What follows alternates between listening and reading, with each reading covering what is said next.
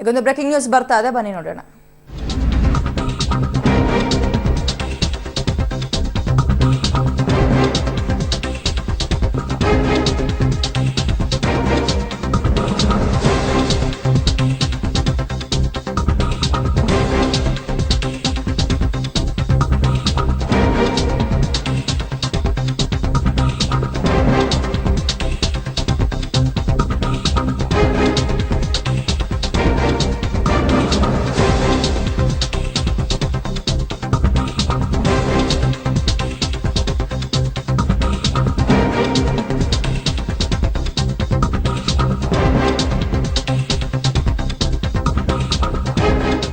ಇದೀಗ ಸುಮಲತಾ ಅವರಿಗೆ ಮತ್ತೊಂದು ತಲೆನೋವು ಶುರುವಾಗಿದೆ.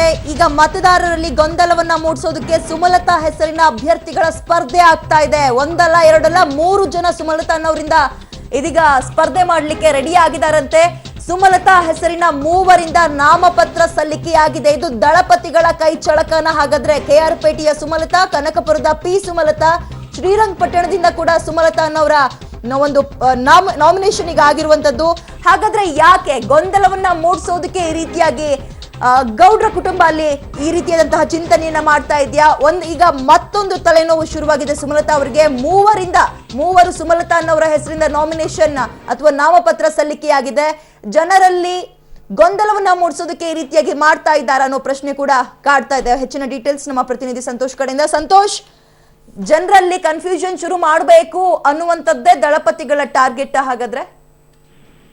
ವಿದ್ಯಾ, ಇವತ್ತಿನ ಪರಿಸ್ಥಿತಿಯನ್ನು ನೋಡಿದ್ರೆ ಈಗ 3 ಜನ ಸುಮಲತಾ ಅನ್ನೋ ಹೆಸರಿನವರು ನಾಮಪತ್ರವನ್ನ ಸಲ್ಲಿಸಿದ್ದಾರೆ.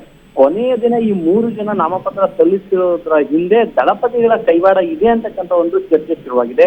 ಯಾಕಂದ್ರೆ ಸುಮಲತಾ ಅನ್ನೋ ಹೆಸರಿನವರು ಹೆಚ್ಚಿನ ಜನ ಸ್ಪರ್ಧೆ ಮಾಡಿದೆ, ಯಾವ ಸುಮಲತಾಗೆ ವೋಟ್ ಹಾಕ್ಬೇಕು ಅನ್ನೋದು ಮತದಾರರಲ್ಲಿ ಗೊಂದಲ ಆಗುತ್ತೆ ಅನ್ನೋ ಕಾರಣಕ್ಕೆ ಈ 3ರನ್ನ ಕಣಕ್ಕೆ ಇಳಿಸಿದ್ದಾರೆ ಅಂತೇಳಿ ಚರ್ಚೆ ಆಗ್ತಾ ಇದೆ. ಯಾಕಂದ್ರೆ ಸುಮಲತಾ ಅಂಬರೀಶ್ ಅವರು ಪಕ್ಷೇತರ ಅಭ್ಯರ್ಥಿಯಾಗಿ ಸ್ಪರ್ಧೆ ಮಾಡ್ತಾ ಇದ್ದಾರೆ. ಹಾಗೆ ಇನ್ನು ಉಳಿದ 3 ಸುಮಲತಾ ಅವರು ಕೂಡ ಪಕ್ಷೇತರ ಅಭ್ಯರ್ಥಿಯಾಗಿ ಸ್ಪರ್ಧೆ ಮಾಡ್ತಿದ್ದಾರೆ. ಒಟ್ಟು 4 ಜನ ಸುಮಲತಾ ಅನ್ನೋರು ಸ್ಪರ್ಧೆ ಮಾಡಿದ್ರೆ ನಿಜವಾಗ್ಲೂ ಸುಮಲತಾ ಅಂಬರೀಶ್ ಯಾರು ಅಂತೇಳಿ ಗೊಂದಲದಿಂದ ಓಟ್ಗಳು ಒಂದಷ್ಟು ವೇರಿಯೇಷನ್ ಆಗ್ಬೋದು ಅಂತೇಳಿ ದಳಪತಿಗಳು ಪ್ಲಾನ್ ಮಾಡಿದ್ದಾರೆ ಅಂತೇಳಿ ಆ ಜಿಲ್ಲೆಯಲ್ಲಿ ಚರ್ಚೆ ಆಗ್ತಾ ಇದೆ. ವಿದ್ಯಾ, ಈಗ ಸಂತೋಷ್, ಎಲ್ಲರಿಗೂ ಒಂದೊಂದು ಚಿಹ್ನೆ ಅನ್ನುವಂಥದ್ದು ಇರುತ್ತೆ. ಇವ್ರು ಪಕ್ಷೇತರವಾಗಿ ನಿಂತ್ರೆ ಇವರು ಒಂದು ಸಿಂಬಲ್ ಇಟ್ಕೊಳ್ತಾರೆ. ಸೊ ಸಿಂಬಲ್ ಮೂಲಕ ಮತವನ್ನ ಹಾಕ್ಬೋದಲ್ವಾ ಅಂತ, ಅದ್ರಲ್ಲಿ ಹೆಂಗ್ ಕನ್ಫ್ಯೂಷನ್ ಮಾಡ್ಲಿಕ್ಕೆ ಸಾಧ್ಯ ಈ ಒಂದು JDS ನವರು ಅಂತ? ವಿದ್ಯಾ, ಈಗೇನಂದ್ರೆ ರಾಷ್ಟ್ರೀಯ ಪಕ್ಷದ ಚಿಹ್ನೆ ಅಂದ್ರೆ ಈಗಾಗಲೇ ಎಲ್ರಿಗೂ ಚಿರಪರಿಚಿತವಾಗಿದೆ. ಮಂಡ್ಯದಲ್ಲಿ ಕಾಂಗ್ರೆಸ್ ಚಿಹ್ನೆ ಆಗಿರ್ಬೋದು ಅಥವಾ JDS ಚಿಹ್ನೆ ಆಗಿರ್ಬೋದು, ಎಲ್ರಿಗೂ ಚಿರಪರಿಚಿತವಾಗಿದೆ. ಸುಮಲತಾ ಅವರು ಪಕ್ಷೇತರರಾಗಿ ಸ್ಪರ್ಧೆ ಮಾಡ್ತಾ ಇರೋದ್ರಿಂದ ಅವರು ಹೊಸ ಚಿಹ್ನೆ ಅಡಿಯಲ್ಲಿ ಅವರು ಚುನಾವಣೆಗೆ ಸ್ಪರ್ಧೆ ಮಾಡ್ಬೇಕಾಗತ್ತೆ. ಆ ಹೊಸ ಚಿಹ್ನೆಯನ್ನ ಎಲ್ರಿಗೂ ಕೂಡ ತಕ್ಷಣಕ್ಕೆ ತಲುಪಿಸೋದು ಕಷ್ಟ. ಕೆಲವರು ಸುಲಭವಾಗಿ ಅರ್ಥ ಮಾಡ್ಕೊಳ್ತಾರೆ, ಇನ್ನು ಕೆಲವರಿಗೆ ಗೊಂದಲ ಆಗುತ್ತೆ. ಈ ನಿಟ್ಟಿನಲ್ಲಿ 4 ಜನ ಸುಮಲತಾ ಅನ್ನೋರು ಇದ್ರೆ ಒಂದಷ್ಟು ಗೊಂದಲದಿಂದ ಒಂದಷ್ಟು ಮತಗಳನ್ನ ಬೇರೆ ಕಡೆ ಡಿವೈಡ್ ಮಾಡಬಹುದು ಅನ್ನೋ ಉದ್ದೇಶಕ್ಕೆ ಈ ತರ ಪ್ಲಾನ್ ಮಾಡಿದ್ದಾರೆ ಅಂತ ಹೇಳಲಾಗ್ತದೆ. ಇಷ್ಟೆಲ್ಲ ಆಟನ ನೋಡ್ತಾ ಇದ್ರೆ ಮಂಡ್ಯದಲ್ಲಿ ಮೈತ್ರಿ ಭಯಂಕರ ಹೆದರಿದೆ ಅಂತ ಅನಿಸ್ತಾ ಇದೆ. ಸಂತೋಷ್, ಥ್ಯಾಂಕ್ ಯು ತಮ್ಮೆಲ್ಲ ಮಾಹಿತಿಗೆ.